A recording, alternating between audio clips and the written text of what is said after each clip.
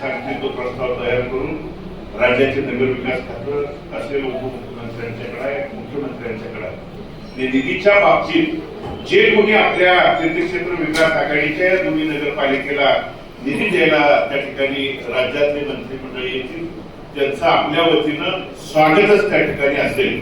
कारण निधीच्या शिवाय या ठिकाणी काम करत असताना, कारण आपण एवढं निधी कसा आणायचा काय आणायचा हा तो आपला त्या ठिकाणी बाहेरचा याचा विषय आहे. या सभागृहाच्या आनंदाच्या क्षणी कर्मचारी आणि सर्व सन्माननीय अधिकाऱ्यांनी जी आपल्याला सहकार्याची भूमिका व्यक्त केली आहे त्यांचं मनापासून अंतःकरणापासून आभार व्यक्त करतो.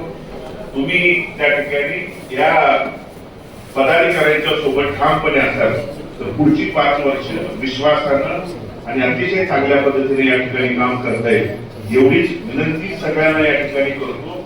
आणि जबाबदारी यांची इथं असणाऱ्या आपल्या समोरच्या 9 आपले नगरसेवक असतील आणि 10व्या आदरणीय असतील त्यांच्या बरोबर इथं उपस्थित असणाऱ्या आपल्या सर्वांची देखील पुढच्या 5 वर्षातल्या सेवाभावी वृद्धीसाठीची जबाबदारी आहे आणि ती आपण मन मोकळेपणानं करूया एवढीच विनंती या निमित्तानं करतो. आणि या सोहळ्यासाठी आदरणीय अभय आणि सर्व सन्माननीय नगरसेवकांना मनापासून पुढच्या 5 वर्षाच्या शुभेच्छा व्यक्त करतो. आणि आपल्या तीर्थक्षेत्र विकास आघाडीच्या माध्यमातून आपल्या माध्यमातून जो दिलेला वचननामा आहे जाहीरनामा तो पूर्ण करण्याची जबाबदारी आपल्या माध्यमातून आम्हाला देखील करण्याची त्या ठिकाणी संधी मिळावी एवढीच विनंती करतो आणि मी माझं मनोगत थांबवतो. धन्यवाद.